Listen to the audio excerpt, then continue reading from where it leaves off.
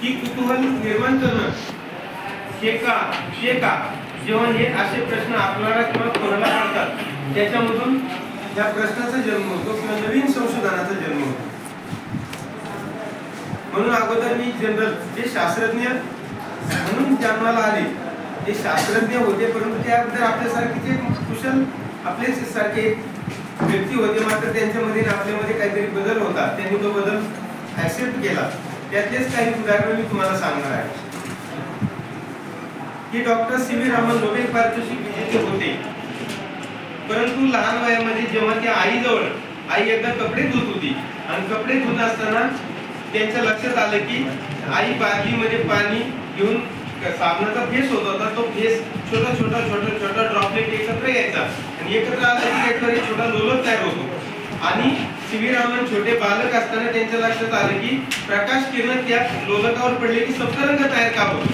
ते प्रश्न आईला सारखी विचारायचे, आईला मात्र ते उत्तर येत नसायची, परंतु त्याच्यातूनच हा असंच का होतं या प्रश्नाकडे त्यांचं लक्ष वेधून घेतलं. त्यांनी रामन इफेक्ट किंवा प्रकाशाचा अभ्यास करणे याचा शोध लावला.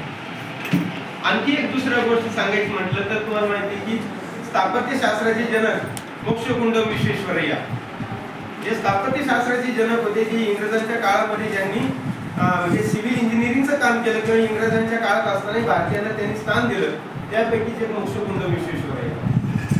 ते जेव्हा मामाच्या गावाला रेल्वेने जात होते, लहान होते, परंतु त्यांच्यातली असलेली एक वेगळी चाणक्य शक्ती याच्यातून 3 स्टेशन झाल्यानंतर पुढच्या स्टेशनच्या गॅपमध्ये रेल्वे रूळ तुटलेला होता हे त्यांच्या लक्षात आलं. ते जसजशी रेल्वे पुढे जायची, हे मला 1996 ला माझे मामा सिव्हिल इंजिनियर होते त्यावेळेस त्यांनी सांगितलं. 96 साली मी खूप लहान होतो त्यावेळेस ते अजूनही लक्षात. तर जसजशी रेल्वे पुढे जायची तसतसा रेल्वे त्या व्हायब्रेशन त्यांना जाणवायचे. त्या आई वडील सगळ्यांना त्या डब्यामध्ये सगळ्यांना सतवून सोडायचे, परंतु तो बाल हट्ट म्हणून लोक त्याच्याकडे दुर्लक्ष करायचे. शेवटी जशी गाडी पुढे गेली तसतसं व्हायब्रेशन वाढल्यानंतर त्यांचा कंट्रोल तुटला आणि त्यांनी चेन ओढली. चेन ओढल्यानंतर त्यांना शासकीय नियमाने त्यांना दंड आकारला जायचा, म्हणून कोण व्यक्ती म्हणून लोकांनी याला मुंगा स्टेशन मास्टरला शेवटी तो कायद्यानुसार अज्ञान होता म्हणून त्याला सोडण्यात आलं, परंतु त्याचा तो हट्ट होता स्टेशन मास्टरला, माझा हा बाल हट्ट म्हणून समजा मात्र कुठेतरी काहीतरी झाले, गाडी पुढे जाऊ नका किंवा अपघात होईल. शेवटी तो बाल हट्ट असतो, आपण पण बाल हट्ट पुरवतो, पण तो बाल हट्ट नाही, तो बऱ्याच जणांची जीवित हानी वाचवणारा होता. प्रश्न मी अजून या प्रश्नाकडे ते क्षमता आधारित कडे नंतर जातो. त्याच्यानंतर ती स्टेशन मास्टरने दुसऱ्या स्टेशन मास्टरला असं करत गेल्यानंतर खरंच एका ठिकाणी एवढा रूळ तुटलेला होता. हे व्हायब्रेशन त्यांना जाणवले, म्हणजे हे माणसं कौशल्य निश्चित होते, त्यांना काहीतरी आत्मसात करण्याची क्षमता होती, म्हणून त्यांच्यामधून ती क्षमता पुढे विकसित झाली. बरोबर आहे की पृथ्वी खरंच गोल आहे हे सिद्ध करण्यासाठी गॅलिलिओला दुर्बिणीतून पाहून त्याच्या डोळ्याची गारगुटी झाली. लोकांना सांगू तो दमला, मात्र लोकांनी ते ऍक्सेप्ट केलं. म्हणजे त्यांना काहीतरी प्रश्न पडले. मी या मुद्द्याकडून आता क्षमता धैर्यकडे जाणार आहे. बरोबर आहे. आपण सुविचार वाचतो, सुविचार हे आचरणात आणण्यासाठी असतात आणि दुसऱ्याला सांगण्यासाठी असतातच असं नाही. अस्वस्थ वृत्ती ही कर्तृत्वाला जन्म देते. लँग्वेजचे लोक लँग्वेजच्या लेवलने विचार करतील, सायन्सचे लोक सायन्सच्या दृष्टिकोनातून विचार करतील. मी असा सुविचार माझ्या 8वीच्या वर्गात केला होता, तो होता अहमदनगर जिल्हा. आता क्लास टीचर बद्दल त्या मुलांना ऐकण्याची वेगळीच असते.